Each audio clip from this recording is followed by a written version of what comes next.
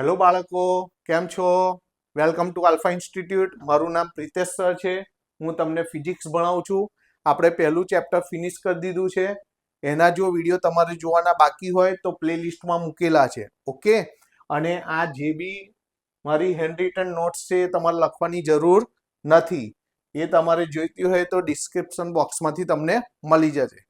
અને સૌથી પહેલાં તો તમે હજી સુધી સબસ્ક્રાઇબ ના કર્યું હોય તો કરી દો, કે જેવા અમારા તરત જેવા વિડીયો આવે નવા તરત જ તમારા સુધી પહોંચી જાય. ઓકે, અને તમારા મિત્રોને પણ શેર કરો અને એમને પણ સબસ્ક્રાઇબ કરવાનું કહો. ચલો, આજે આપણે કયો ટોપિક આવ્યા છે? સ્થિત વિદ્યુત શાસ્ત્ર સમજાવો. સ્થિત વિદ્યુત શાસ્ત્ર એટલે શું? આપણને એવું ખબર છે કે વિદ્યુત ભારને વિદ્યુત ક્ષેત્ર હોય, પણ વિદ્યુત ભાર બે પ્રકારના હોય, ગતિ કરતા અને સ્થિત. સ્થિત એટલે સ્ટેડી. તો અહીં સ્થિત વિદ્યુત શાસ્ત્ર એટલે સ્થિર રહેલા વિદ્યુત ભારોને લીધે ઉદ્ભવતું વિદ્યુત ક્ષેત્ર. બરાબર છે? તો એના વિશે આપણે અહીં સ્થિત વિદ્યુત શાસ્ત્ર સમજવાનું છે. શાની અંદર? સુવાહકની અંદર. શાની અંદર સમજવાનું છે આપણે? સુવાહકમાં. એટલે સરે અહીં આગળ જુઓ, આ બાહ્ય વિદ્યુત ક્ષેત્ર ઈ એક્સટર્નલ. અહીં આપણે વિદ્યુત ક્ષેત્રને શાના વડે દર્શાવીએ છીએ? સદિશ રેખાઓ વડે, એટલે કે તીર વડે દર્શાવીએ છીએ. ઓકે, આ બાજુ મેં ધન વિદ્યુત ભાર દર્શાવે છે, આ બાજુ ઋણ વિદ્યુત ભાર દર્શાવે છે. હંમેશા વિદ્યુત ક્ષેત્ર ની દિશા કેવી હોય છે? ધન વિદ્યુત ભારથી ઋણ વિદ્યુત ભાર તરફની. હવે સરે શું કર્યું છે? બાહ્ય વિદ્યુત ક્ષેત્રની અંદર એક સુવાહકને મૂકેલો દર્શાવ્યો છે. હવે આ સુવાહકમાં શું થાય છે? સુવાહકમાં મુક્ત ઇલેક્ટ્રોન હોય છે. મુક્ત ઇલેક્ટ્રોન શું કરશે? તો મુક્ત ઇલેક્ટ્રોન ગતિ કરશે. શાને કારણે? કે બહારના બાહ્ય વિદ્યુત ક્ષેત્રના જે ધન વિદ્યુત ભારો છે એનાથી આકર્ષાશે અને મુક્ત ઇલેક્ટ્રોન એની કોઈ એક સપાટી પર, એની આ બાજુની સપાટી પર જમા થશે. એટલે આ બાજુ ધન વિદ્યુત ભાર જુદા પડશે. એટલે અંદર પણ ધન વિદ્યુત ભાર ને ઋણ વિદ્યુત ભાર સર્જાય. સર શું બોલ્યા? વિદ્યુત ક્ષેત્રની દિશા કેવી હોય? ધનથી ઋણ. તો અંદર જુઓ, ધનથી ઋણ પણ જુઓ, અંદર પણ ધનથી ઋણ વિદ્યુત ક્ષેત્ર રચાય. એ અંદરનું છે એટલે સરે ઈ ઇન્ટરનલ લખ્યું છે, અને આ બહારનું છે એટલે ઈ એક્સટર્નલ, બાહ્ય વિદ્યુત ક્ષેત્ર. પણ તમે જુઓ, આ બાહ્ય વિદ્યુત ક્ષેત્રની દિશા અને અંદરના વિદ્યુત ક્ષેત્રની દિશા જુઓ, વિરુદ્ધ છે. તો આ જે છે બાહ્ય વિદ્યુત ક્ષેત્ર અને અંદરનું વિદ્યુત ક્ષેત્ર, તો આ અંદર વિદ્યુત ક્ષેત્ર બહારના કારણે રચાય છે. હવે ક્યાં સુધી રચાય? કાયમ માટે રચાતું જ જાય ના, એવું નહીં. જ્યાં સુધી અંદરનું વિદ્યુત ક્ષેત્ર બાહ્ય વિદ્યુત ક્ષેત્રની અસર જેટલું થઈ જાય ત્યાં સુધી. તમને એવો પ્રશ્ન થાય કે બહાર તો કેટલું બધું વિદ્યુત ક્ષેત્ર છે અને અંદર કેટલું નાનું છે. સર એવું નથી કહેતા. આ જે બાહ્ય વિદ્યુત ક્ષેત્ર છે એમાંથી પસાર થાય છે કે નહીં, જુઓ, તો એની અસર જેટલું પસાર થાય છે એટલી એની અસર હશે ને. આટલા બાહ્ય વિદ્યુત ક્ષેત્રની અસર અંદર છે. આ જે અસર છે, જ્યારે આ બાહ્ય વિદ્યુત ક્ષેત્ર એમાંથી પસાર થાય છે તો એની જે અસર છે એટલી જ અસર જેટલું અંદર બીજું વિદ્યુત ક્ષેત્ર ઉદ્ભવે ત્યાં સુધી. ખ્યાલ આવી ગયો? તો જો સરે અહીં લખ્યું હશે કે ઈ એક્સટર્નલ બરાબર ઈ ઇન્ટરનલ થાય ત્યાં સુધી આ પ્રક્રિયા ચાલુ રહે છે. અને ત્યાર પછી શું થઈ જાય? ત્યાર પછી આ વિદ્યુત ક્ષેત્ર ઉદ્ભવવાનું બંધ થઈ જાય છે. એનો મતલબ કે ઇલેક્ટ્રોનની ગતિ પણ અટકી જાય છે. અટકી જાય એટલે શું થઈ ગયું? સ્થિત થઈ ગયું. તો આપણે શું ભણીએ છીએ? સ્થિત વિદ્યુત શાસ્ત્ર. તો બસ એ જ શબ્દોમાં આપણે એને વર્ણન કરવાનું છે. તો જો અહીં આગળ સુવાહકને બાહ્ય વિદ્યુત ક્ષેત્રમાં મૂકીએ તો તેમાં રહેલા મુક્ત ઇલેક્ટ્રોન ગતિ કરીને સુવાહકની એક બાજુ પર આવી જાય છે. આ બાજુ આવી ગયા. પરિણામે બીજી બાજુ પર શું થઈ જાય? ધન.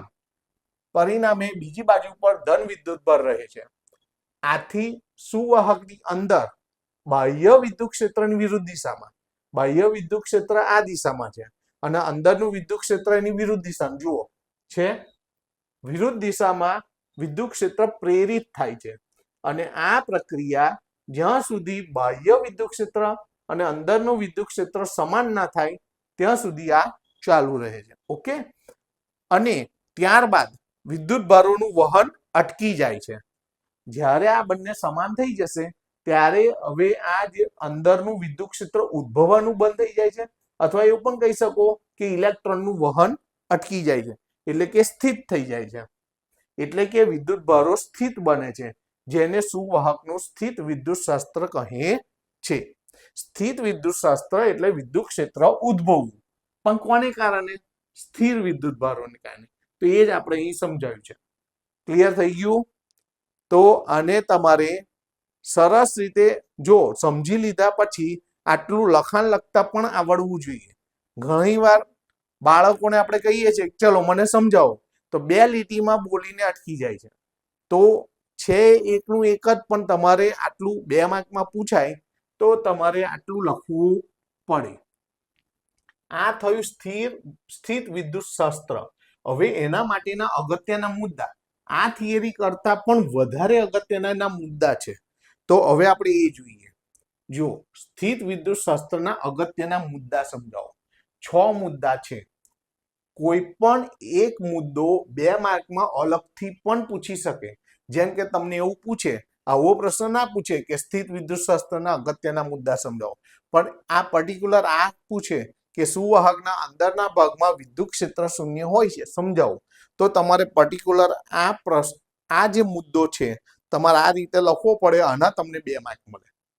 પણ જો તમને એવું કહેવામાં આવે કે સ્થિત વિદ્યુત શાસ્ત્રના અગત્યના મુદ્દા લખો, સમજાવો નહીં, લખો, તો તમારે ફક્ત હેડિંગ જ લખવાનું છે.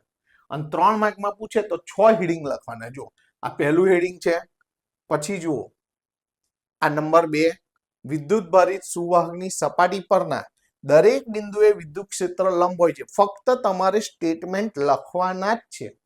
સમજાવો કે તો તમારે સાથે સાથે સમજૂતી પણ આપવાની છે. પણ તમને એવું કે મુદ્દા લખો, જણાવો, તો તમારે ફક્ત એના હેડિંગ જ લખવાના છે. તો અહીં અગાડી, અહીં તો મેં શું લીધું છે? સ્થિત વિદ્યુત શાસ્ત્રના અગત્યના મુદ્દા સમજાવો અથવા ચર્ચો. બરાબર? 4 માર્કમાં પૂછે તો બધી જ સમજૂતી સાથે તમારે સવિસ્તર એને લખવા પડે. તો આપણે દરેક મુદ્દાને સાથે સાથે સમજાવીશું. કોઈ પણ મુદ્દાને અલગથી 2 માર્કમાં સમજાવવાનું પણ પૂછી શકે. તો પહેલો મુદ્દો છે, સુવાહકના અંદરના ભાગમાં વિદ્યુત ક્ષેત્ર શૂન્ય હોય છે. તો કેમ શૂન્ય હોય છે? હમણાં જ આપણે ભણ્યા સ્થિત વિદ્યુત શાસ્ત્રના મુદ્દામાં આ જ આકૃતિ હતી. આની પહેલા જુઓ તો છે, એની જ આકૃતિ સરે ફરી અહીં દોરી છે. આ સમજાવવું હોય તો ફરી આની જ આકૃતિ લેવી પડશે. આ બાહ્ય વિદ્યુત ક્ષેત્ર છે, એની દિશા ધન વિદ્યુતભારથી ઋણ વિદ્યુતભાર તરફની છે. અંદર સુવાહક મૂકેલો છે. અંદર સુવાહકમાં મુક્ત ઇલેક્ટ્રોન હોય છે, ગતિ કરીને કોઈ એક બાજુ પર જમા થાય છે, એટલે ધન વિદ્યુતભાર છૂટા પડે છે. અને એની અંદર પણ ધનથી ઋણ તરફનું વિદ્યુત ક્ષેત્ર રચાય છે. પણ આ વિદ્યુત ક્ષેત્રની દિશા બાહ્ય વિદ્યુત ક્ષેત્રની દિશા કરતા ઉલટી હોય છે. અને આ ક્યાં સુધી ચાલુ રહે છે? બંને સમાન થાય, બંને સમાન થાય ત્યાં સુધી. જો અહીં સુવાહકમાં સ્થિત વિદ્યુત શાસ્ત્ર રચાય છે અને ત્યારે ઈ એક્સટર્નલ બરાબર ઈ ઇન્ટરનલ થાય છે. આટલે લગી તો આ તો આપણને આગળનો મુદ્દો પણ ખબર હતી, પણ તમારે આ લખવું. સપોઝ તમને આગળનો મુદ્દો નહીં પૂછ્યો, તમને ફક્ત આ જ હેડિંગ પૂછ્યું છે, તો તમારે ફરી આકૃતિ દોરવી પડે ને. દોરીને આ સમજાવવું પડે કે સ્થિત વિદ્યુત શાસ્ત્ર મુજબ બહારનું અને અંદરનું વિદ્યુત ક્ષેત્ર કેવું થાય છે? સમાન થાય છે. હવે તમે એને એક બાજુ લાવી દો તો આ ઈ એક્સટર્નલ તો ડાબી બાજુ જ છે. ઈ ઇન્ટરનલ ને તમે ડાબી બાજુ લાવો એટલે નિશાની બદલાશે અને ઇક્વલ ટુ શું થઈ જાય? 0. તો અહીં કુલ બહારનું માઇનસ અંદરનું એમ થઈને, બહારનું એટલે હું આની વાત નથી કરતો, બહારનું અંદરથી પસાર થાય છે કે નહીં, તો જેટલા ભાગમાંથી પસાર થાય છે ત્યારે આ વિદ્યુત ક્ષેત્રની અંદર અસર લાગુ પડે કે ના પડે? તો બહારની જ્યારે અંદરથી પસાર થાય છે ત્યારે આ વિદ્યુત ક્ષેત્રની જે અસર લાગુ પડી હોય એ અસર આ અંદર જે ઉદ્ભવે એ એના જેટલી થાય, એના જેટલીને વિરુદ્ધ દિશા. એટલે શું થાય કે આ જે અંદરનું વિદ્યુત ક્ષેત્ર છે એ બાહ્ય વિદ્યુત ક્ષેત્રની જે અસર લાગુ પડેલી હોય એને નાબૂદ કરી દે, એની અસરને દૂર કરી દે. એટલે અંદર કુલ વિદ્યુત ક્ષેત્ર કેટલું થઈ જાય? 0. તો જો અહીં જ લખેલું, આ ગાણિતિક સ્વરૂપ છે. ઈ એક્સટર્નલ અને આ બાજુ લાવો minus E internal equal to 0. એટલે જો નેટ વિદ્યુત ક્ષેત્ર એટલે ચોખ્ખું વિદ્યુત ક્ષેત્ર શું બની જાય? 0. આમ સુવાહકની અંદર કુલ વિદ્યુત ક્ષેત્ર શૂન્ય બને છે. તો કેટલું સિમ્પલ છે, તો 2 માર્ક્સ આના મળી જાય. શક્યતા ઓછી છે, પણ બુકની અંદર છે એટલે કંઈ પણ ના પૂછાય એવું આપણે વિચારાય નહીં. એકવાર બી શાંતિથી સમજ્યા હોય અને એક્ઝામમાં આવે તો આપણા 2 માર્ક જાય નહીં. આમ સહેલું કહેવાય અને આમ એટલું ઇમ્પોર્ટન્સ નથી, પણ તૈયાર બધું જ રાખવાનું. ચલો એના પછીનો મુદ્દો જોઈએ, નંબર 2. એમાં શું છે, વિદ્યુત ભારિત સુવાહકની સપાટી પર દરેક બિંદુએ વિદ્યુત ક્ષેત્ર લંબ હોય છે.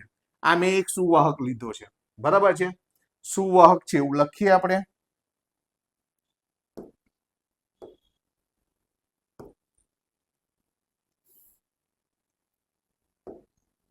લો, આ શું છે, સુવાહક.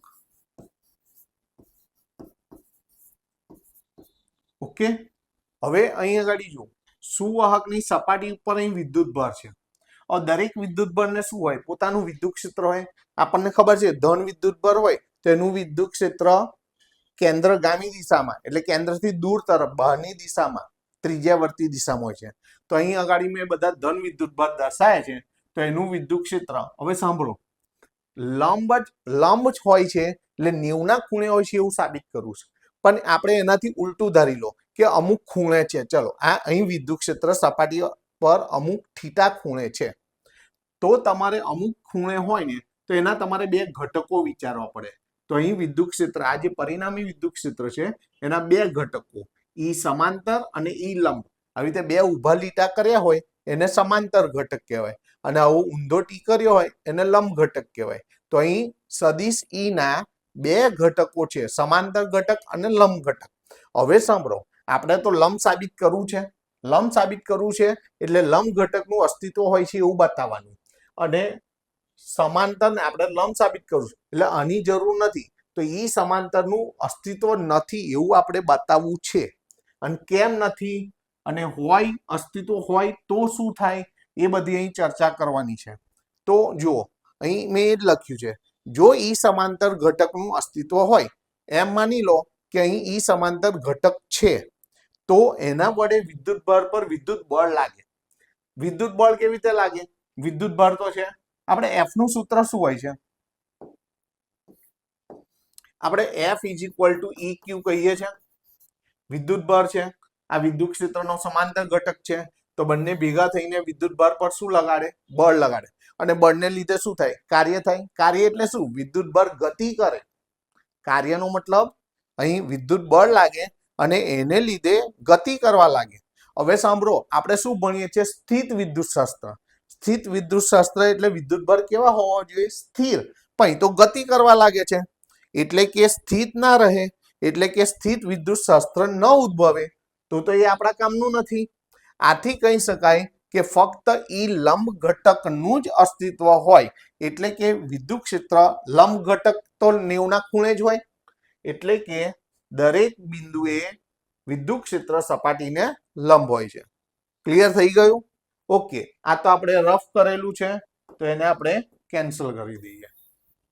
ઓકે, તો આ મુદ્દો ક્લિયર થઈ ગયો, બરાબર. ચલો એના પછીનો મુદ્દો જોઈએ. ત્રીજો મુદ્દો શું છે, સ્થાયી સ્થિતિમાં સુવાહકના અંદરના ભાગમાં વધારાનું કોઈ પણ વિદ્યુત ભાર હોઈ શકે નહીં. વધારાનું એટલે શું, જો આ સુવાહક છે, બરાબર છે, એરો કરીને સરે દર્શાવેલું છે.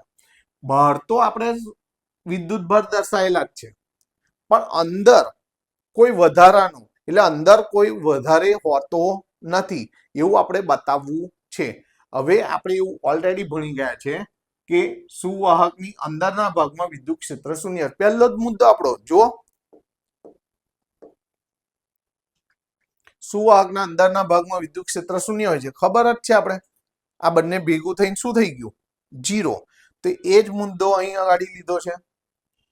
જો વિદ્યુત ક્ષેત્ર 0 અને સિમ્પલ વસ્તુ, વિદ્યુત ક્ષેત્ર 0 ક્યારે હોય, વિદ્યુત ભાર ના હોય તો જ. કારણ કે વિદ્યુત ભાર હોય તો વિદ્યુત ક્ષેત્ર હોય. જેમ કે ધારો કે માની લો કે પ્લસ વિદ્યુત ભાર છે, બરાબર. તો આપણે કેવું કહેતા હતા કે એનું વિદ્યુત ક્ષેત્ર કેવું હોય, ત્રિજ્યાવર્તી બહારની દિશામાં હોય ને. અને ધારો કે ચલો ઋણ વિદ્યુત ભાર છે, ઋણ વિદ્યુત ભાર હોય તો એનું વિદ્યુત ક્ષેત્ર કેન્દ્રગામી દિશા એટલે કેન્દ્ર તરફની દિશામાં ત્રિજ્યાવર્તી હોય. તો વિદ્યુત ભાર હોય તો વિદ્યુત ક્ષેત્ર હોય જ, અને વિદ્યુત ક્ષેત્ર ના હોય તો એનો મતલબ કે વિદ્યુત ભાર નથી. તો અહીં વિદ્યુત ક્ષેત્ર 0 હોય એવું તો ખબર છે, તો વિદ્યુત ભાર પણ 0 જ થાય. તો વિદ્યુત ભાર 0 એટલે કોઈ વધારાનો નથી ને અંદરના જ ભાગમાં. અંદરના ભાગ આપણે શાના ઉપરથી ટોપિક લીધો? આ આપણને ખબર છે કે અંદરના ભાગમાં વિદ્યુત ક્ષેત્ર નથી. વિદ્યુત ક્ષેત્ર નથી એનો મતલબ વિદ્યુત ભાર હોય જ નહીં વધારાનો. તો એ જ વસ્તુ આપણે સમજાવવાનું છે. તો આપણે આ વધારાનો ભાગ કાઢી નાખીએ. જો અહીં એ જ લખેલું છે, સુવાહકની સપાટી પર ગમે એટલો વિદ્યુત ભાર મૂકવામાં આવે, તમે એની સપાટી પર ગમે એટલો વિદ્યુત ભાર મૂકો ને તો એ ફેલાય પણ સપાટીની ઉપર જ ફેલાય, એ ક્યારેય અંદર ના જાય. આપણે આ તો અંદરની વાત કરીએ છીએ. આ સરે શું દોર્યું છે? ગાઉસિયન સપાટી. ડોટેડ લાઈનથી જે સર્કલ દોરેલું છે એ ગાઉસિયન સપાટી છે, અને ગાઉસિયન સપાટી અંદર કોઈ વિદ્યુત ભારને ઘેરતું નથી. બધો વિદ્યુત ભાર તો બહાર છે, એનાથી કોઈ પણ વિદ્યુત ભાર અંદર ઘેરાતો નથી. એટલે એવું લખાય કે સુવાહકની સપાટી પર ગમે એટલો વિદ્યુત ભાર મૂકવામાં આવે તો પણ તે સપાટી પર જ ફેલાઈ જાય છે, એટલે કે અંદર જતો નથી. આમ સુવાહકની અંદરના ભાગમાં એટલે કે ગાઉસિયન સપાટીમાં કોઈ પણ વધારાનો વિદ્યુત ભાર હોતો નથી. સિમ્પલ. તો કશું છે નહીં, પણ જો પૂછાય તો 2 માર્ક જવા જોઈએ નહીં. ઓકે, સારું. એના પછીનો મુદ્દો જોઈએ.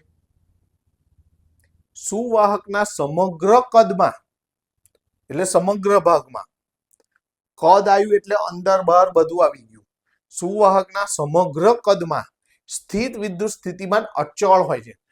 સ્થિત વિદ્યુત સ્થિતિમાન એટલે વોલ્ટેજ V, બરાબર છે, જેને આપણે પોટેન્શિયલ ડિફરન્સ કહીએ છીએ, V.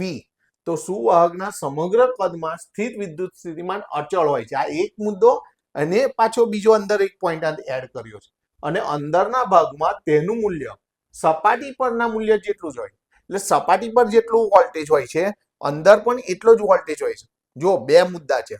સમગ્ર કદમાં વોલ્ટેજ એક સરખો હોય છે. આપણે સમસ્થિતિમાન પૃષ્ઠો ભણેલા. સમસ્થિતિમાન પૃષ્ઠ એટલે જે પૃષ્ઠ પર દરેક બિંદુએ વિદ્યુત સ્થિતિમાન સરખું હોય. અહીં આગળ અચળનો મતલબ શું? બદલાતું નથી. તો સમગ્ર કદમાં બધી જગ્યાએ એના તમે અલગ અલગ જગ્યાએ 2 વિદ્યુત સ્થિતિમાન લેવાના. જો મેં લીધા છે એ બિંદુએ VA અને બી બિંદુએ VB, મારે બંનેની કેવા બતાવવા? અચળ બતાવવા હોય તો મારે બંનેની કેવા બતાવવાના? સરખા બતાવવાના. અને સરે બતાવેલા છે, જો કેવી રીતે હમણાં સમજીએ. અને બીજું શું કહ્યું છે કે અંદરના ભાગમાં અને બહારના ભાગમાં મૂલ્ય કેવું હોય છે? સરખું. તો સપાટી પર, તો જો મેં સપાટી ઉપર એક બિંદુ લીધું છે અને એના પરનો વોલ્ટેજ લીધો, એટલે કે વિદ્યુત સ્થિતિમાન લીધું VC, તો એક અંદરનું વિદ્યુત સ્થિતિમાન ને એક બહારનું વિદ્યુત સ્થિતિમાન બંને સરખું છે, એના જેટલું જ મૂલ્ય છે. આ બેને મારે સરખા બતાવવા છે, તો તમારે પેલા ઉલટું ધાર લેવાનું. સરખા બતાવવા છે ને VC ને VB ને, તો તમારે ધારો કે VC VB કરતા મોટા છે એવું લઈ લો. ઉલટું ધાર લો કે સરખા નથી એવું ધારી લો. સરખા નથી એટલે કોઈ એક તો મોટું છે, કોઈ એકને મોટું બતાવું. એવું જરૂરી નહીં કે VC ને જ મોટું બતાવું, પણ મેં VC ને મોટું બતાવ્યું. કોઈ એકને મોટું બતાવું, કોઈ એકને નાનું બતાવું. અને છેલ્લે શું સાબિત કરવાનું? કે આ જે ધારેલું તમારે વિધાન ખોટું સાબિત કરવાનું. જો આ ધારેલું ખોટું હોય કે કોઈ એક મોટું છે, જો એક ખોટું પડે એટલે કોઈ મોટું નથી, એટલે બંને કેવા થઈ જાય? સરખા. તો છેલ્લે બંને કેવા થઈ જશે? સરખા. સરખાનો મતલબ એક વિદ્યુત સ્થિતિમાન અંદરનું છે, એક સપાટી પરનું. તો આપણે એ જ સાબિત કરવાનું છે ને, અંદરના ભાગમાં અને સપાટી પર મૂલ્ય કેવું હોય છે? એના જેટલું સરખું હોય છે. તો આ બંને પોઈન્ટને તમારે અહીંયા આગળ બતાવવાના છે. આ મુદ્દો થોડોક ધ્યાન આપવા જેવો છે, એટલે અને પૂછાય એવો પણ છે, તો ધ્યાન આપજો. પહેલા સરે અહીં શું બતાવ્યું છે? આ સુવાહક છે. તમારે અહીં આગળ બતાવવું હોય તો તમે બતાવી શકો છો કે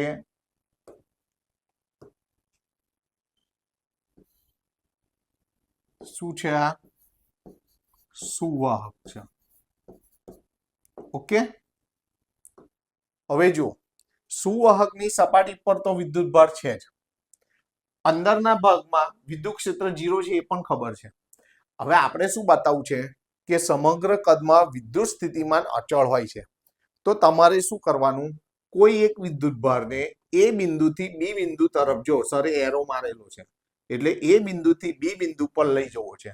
તો એ બિંદુ પર વિદ્યુત સ્થિતિમાન વી હશે, બી બિંદુ પર વિદ્યુત સ્થિતિમાન વીબી હશે. બરાબર છે. હવે આપણી જોડે કાર્યનું સૂત્ર છે ક્યુ ઇન્ટુ ડેલ્ટા વી. કાર્ય ક્યારે થાય? વિદ્યુત સ્થિતિમાનનો તફાવત હોય ત્યારે. જેમ કે પાણી વહે ક્યારે? ઢાળ હોય તો. એક ભાગ ઊંચો હોય અને એક ભાગ નીચો હોય તો જ પાણીનું વહન થાય. તો અહીંયા આગળ બી કાર્ય વિદ્યુત ભાર ક્યારે ગતિ કરે? જ્યારે બંને સમાન ન હોય તો. એટલે ફેરફાર ડેલ્ટા વી. ડબલ્યુ બરાબર ક્યુ ડેલ્ટા વી આ સૂત્ર છે.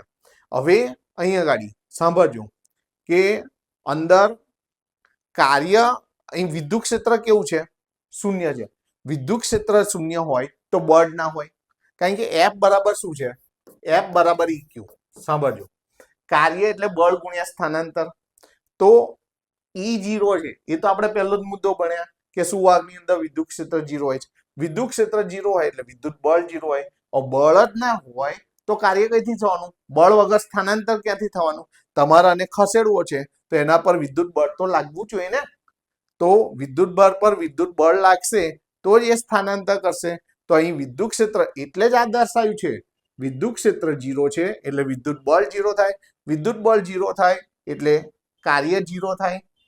અને અહીં કાર્ય 0 થયું, અહીં ડબલ ની જગ્યાએ 0 મૂક્યું, ક્યુ નીચે ભગાઈ જશે એટલે ફક્ત ડેલ્ટા વી બરાબર 0. ડેલ્ટા વી એટલે શું?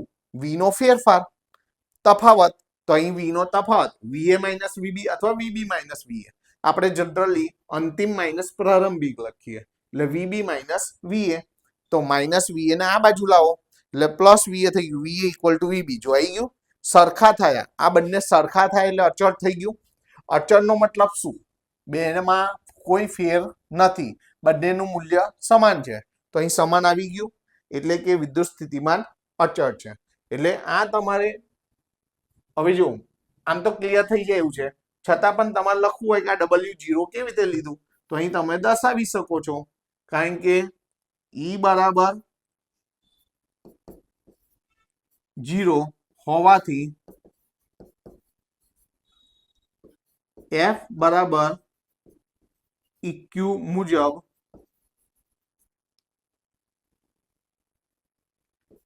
F બરાબર 0 થાય. લખવું હોય તો ડિટેલમાં લખી રાખવાનું, આપણને ખબર પડવી જોઈએ. આપણી નોટ છે એટલે આપણને ક્લિયર થવું જોઈએ. તો ડિટેલમાં વ્યવસ્થિત લખી રાખવાનું. કારણ કે આ તો રફ છે એટલે અહીં લખવાની જરૂર નથી. એટલે આ W કેવી રીતે 0 થયું? તો E તો 0 છે દર્શાવેલું છે એટલે F 0 થશે. અને F 0 હોય, બળ ના હોય તો કાર્ય કઈથી થવાનું? એટલે કાર્ય 0. એ પણ લખવું હોય એટલે બળ 0 થયું એટલે માટે W બરાબર 0. બરાબર. તો અહીં W ની વેલ્યુ 0 લખી, ક્યુ ભગાઈ જશે એટલે 0 બરાબર ડેલ્ટા વી. ડેલ્ટા વી એટલે આ બેનો તફાવત. અંતિમ માઇનસ એ થી બી જાય છે એટલે બી નું વિદ્યુત સ્થિતિમાન માઇનસ એ નું વિદ્યુત સ્થિતિમાન. વીબી માઇનસ વીએ. માઇનસ વી ને આ બાજુ લાયા. સિમ્પલ જ છે, ખાલી એને સમજવાનું છે. બરાબર છે. એટલે જો એટલે કે વિદ્યુત સ્થિતિમાન અચળ રહે છે. આ પહેલો મુદ્દો ક્લિયર થઈ ગયો. આ પોઈન્ટ ક્લિયર થઈ ગયો. હવે આપણે શું કરવું છે? અંદરના ભાગમાં અને સપાટી પર મૂલ્ય સરખું હોય છે તો આપણે એક અંદરનું વિદ્યુત સ્થિતિમાન ગમે તે લેવાય.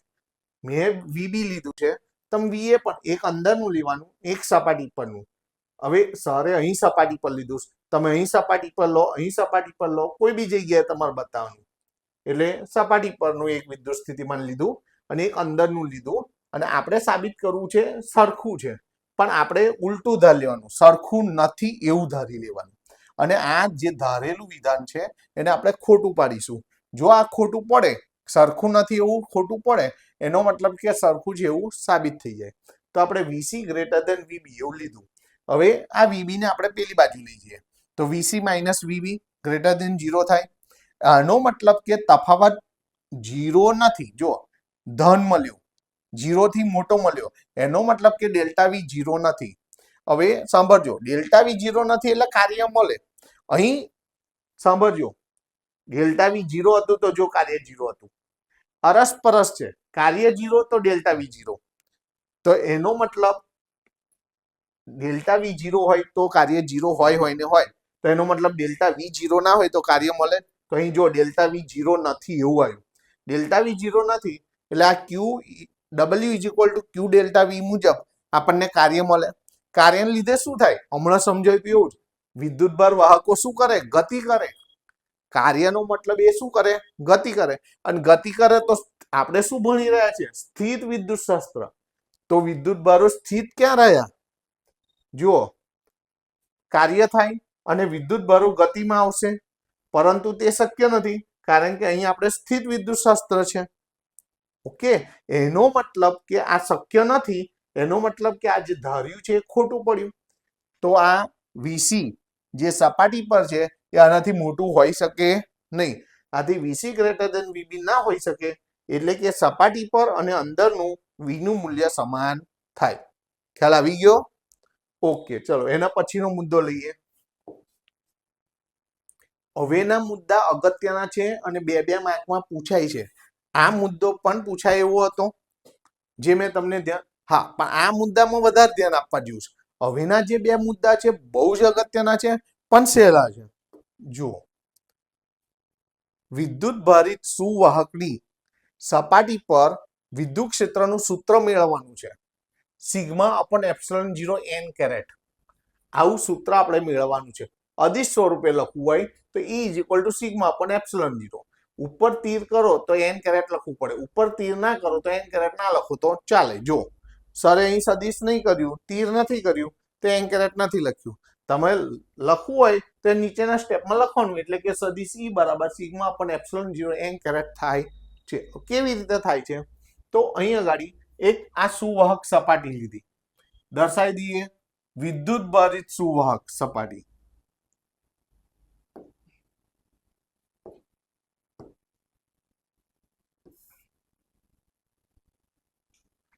વિદ્યુત ભારિત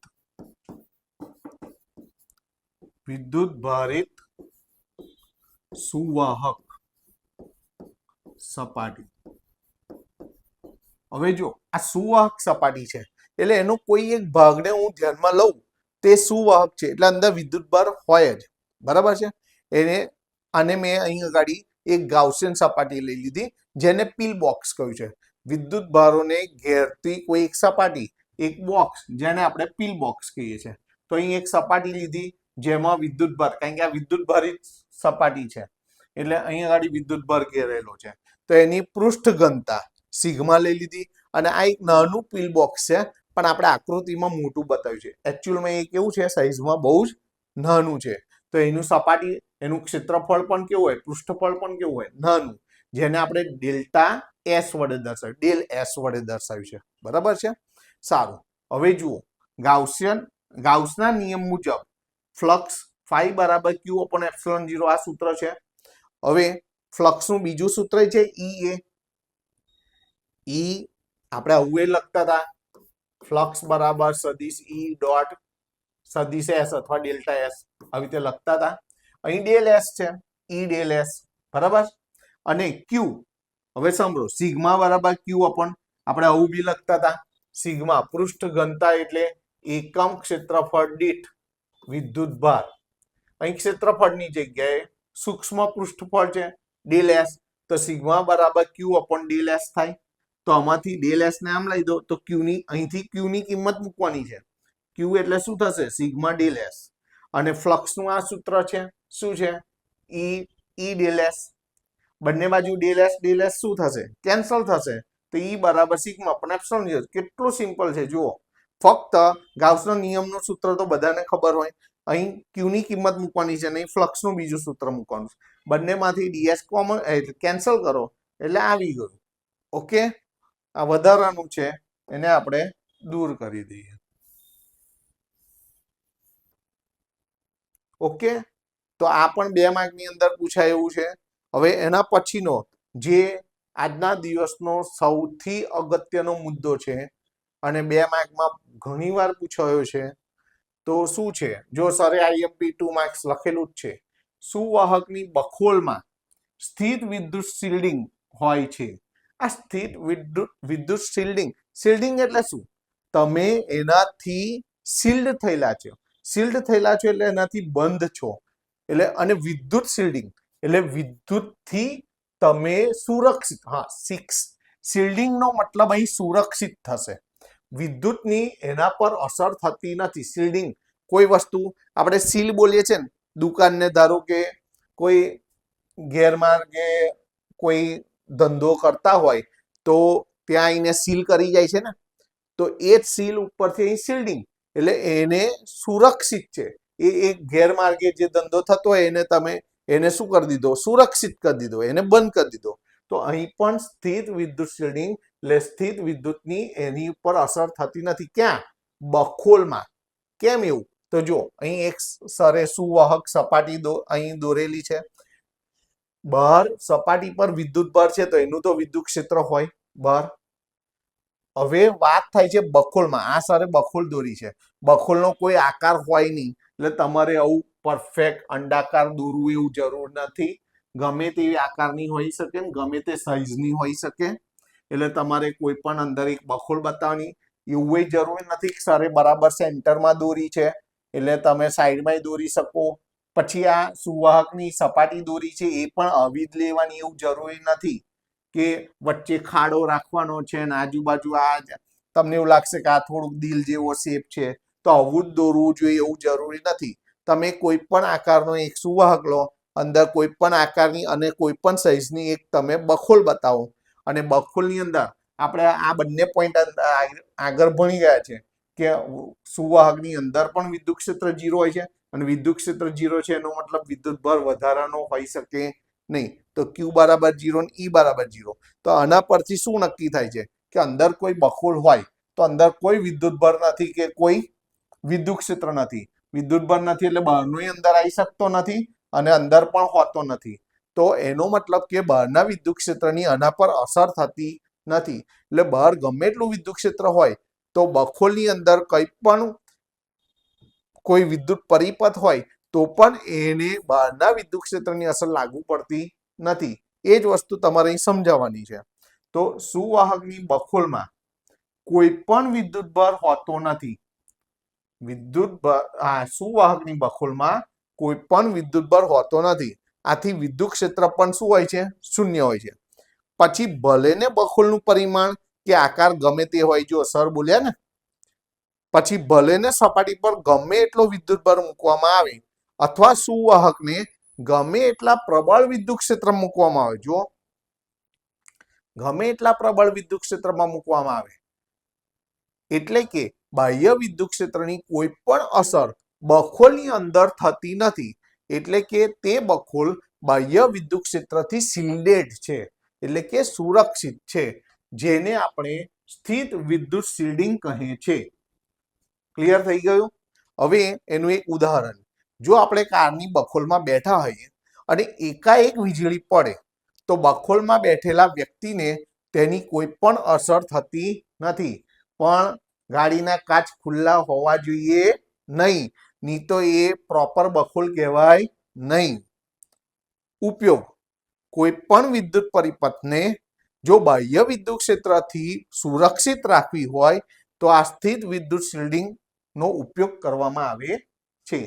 તો આજનો ટોપિક એટલો બધો મજા આવે એવો નહોતો, પણ છતાં પણ આપણે બધું જ તૈયાર કરવું પડે. અને એમાં જે છેલ્લો મુદ્દો છે એ આજના દિવસનો, આજના લેક્ચરનો અને તમે બિગ બોસ કહી શકો, બરાબર છે.